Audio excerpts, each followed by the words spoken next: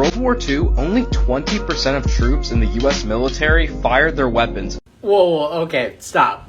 Don't believe that.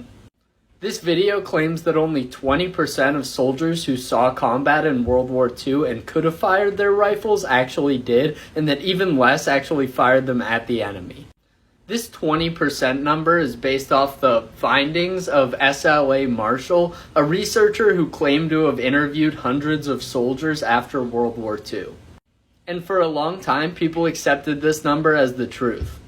Now, you're probably thinking that it makes no sense that 80% of soldiers on the front line during combat would just refuse to fire their weapons, and you would be absolutely correct. While it is true that many soldiers didn't fire their weapons just because they never had the opportunity to, there's no evidence to support that 20% number, and there actually is evidence that that 20% number was just kind of made up after the fact. Reviews of Marshall's data logs showed that he just didn't ask those questions during the interviews, and talking to his colleagues revealed the same thing, that he just didn't ask those questions. This evidence, combined with other lies that Marshall had told in the past, make it pretty clear today that that statistic was just totally made up.